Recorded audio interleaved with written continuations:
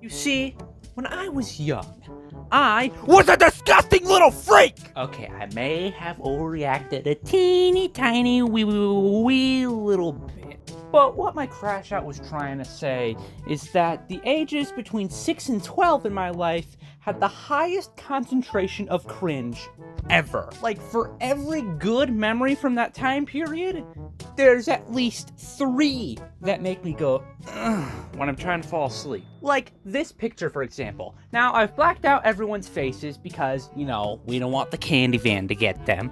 But under that black square is me looking at the girl to the left.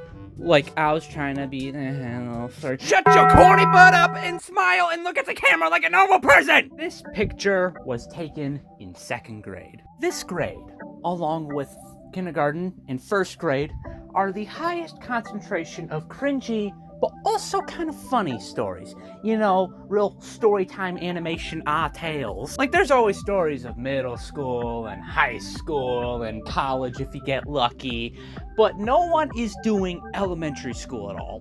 But I'm here to fix that. I am here to dip my hoof in this pool and hopefully get a butt ton of views from that. But a guy can dream, but like that's ever gonna happen. Alright, first story. So this one takes place in kindergarten. Now, I don't remember too much about my friend group during this time, but I do remember some individuals. Okay, so let's call them Barley and Goomba. Because I have no idea why, but for some reason, I remember this girl's head being in the shape of a Goomba, or this shape. As you can see, over the years, my memories got a bit faded and distorted. Me, Barley, and Goomba would go play Minecraft on the playground because that was my hyperfixation at the time, and I'm pretty sure for like 5 years, up until like 2020, I would switch between Minecraft and Pokemon as hyperfixations. Now, let's see, what else do I remember about Goomba? I remember holding hands with her when I was like 7. Anywho, back to the story at hand. So, in my class, this kindergarten class, there were 14 boys and 8 girls. At least I think it was like that. It could have been 12 boys and 10 girls, or 13 boys and 9 girls. I don't know, somewhere in there. One of them had to go to the bathroom, one of the boys. Let's just call him Sebastian. Now, I don't know what possessed every boy in the class to do this, but every single boy in the class, including myself, decided to stand outside the bathroom stall because our elementary school didn't have proper bathrooms. Well, I mean, it did, but those were reserved for higher, more noble grades. Because the way it was engineered is that there'd be 2 classrooms, right? And in between them, there'd be this little hallway where the bathroom would be, and there'd be a male and female bathroom, and each of those bathrooms was like this tiny little cubicle. So now that Sebastian is taking a dump, the other 13 boys are outside of the bathroom just standing there. I'm more so towards the back, and one of the guys decides to open the door, and these 13, like, 6 to 7-year-old boys don't, and yeah, they're just gonna watch this kid take a crap. Like, some of them were just kind of like pointing, like this kid didn't even do anything. It was just taking a dump. Now, I don't remember too much about what happened after, other than the fact that every boy in the class got Stormy. Now, what is this Stormy, you're asking? It's basically a tier list on how good you've been today, represented by weather. There was like sunny, cloudy, and then stormy. Now, most of the time I was in sunny. Yes, I was a nice little Boy Scout boy. I wasn't actually in the Boy Scouts.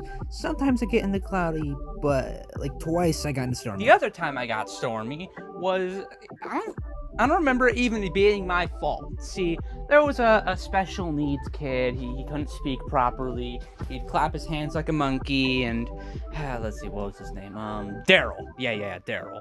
Daryl decided to cover his face in marker. And for some reason, most of the class, except for like 3 people had to take the fall for what this one kid did.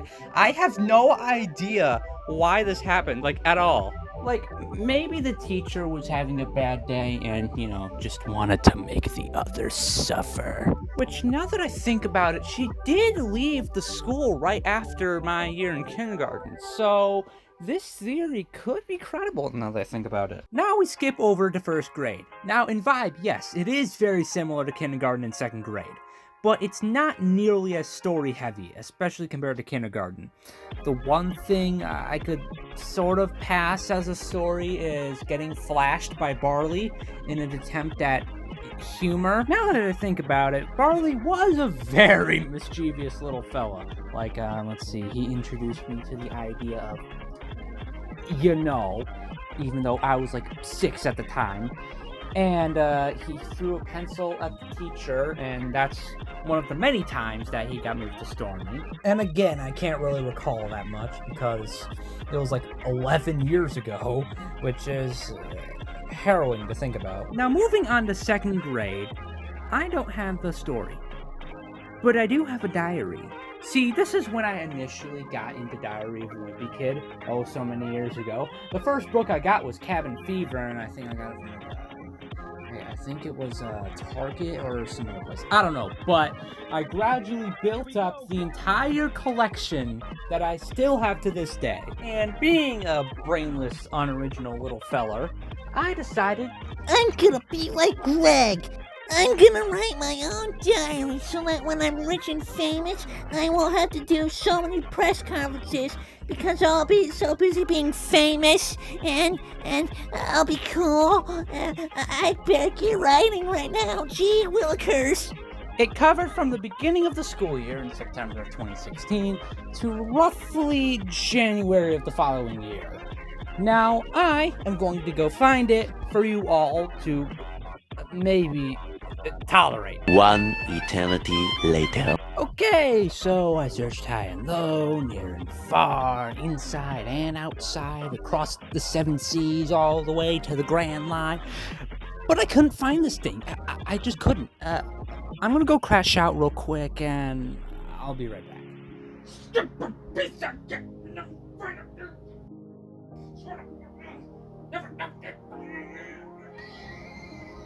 Okay, crash out over. Now, I've read through this diary multiple times before, every few months or so, but for some reason I can't find it now. But the thing is, I am familiar with what's in it. Let's see, there was an entry on who won the 2016 election. There was an entry on a Minecraft update for Pocket Edition.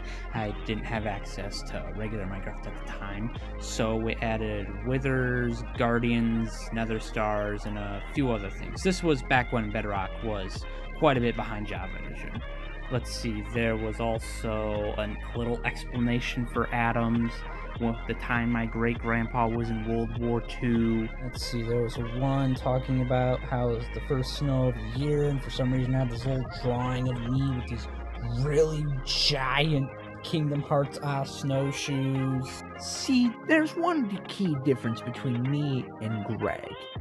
It's that my life is not nearly as interesting enough to be put in a diary. So instead of, interesting stuff like Cheese Touch and going on the Cranium Shaker, you get to hear me wanting to be Herobrine for Halloween, and how there's this one kid who's always crying in class. Like most of my art during the time, every single drawing in that little notebook was terrible, which is honestly understandable. I mean, I was 8.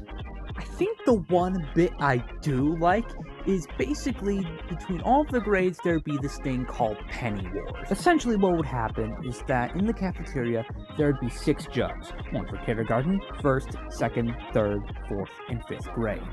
Each grade would try to put as many pennies as they can into a single jug, and whoever had the most pennies in each jug would get, like a pizza party or something.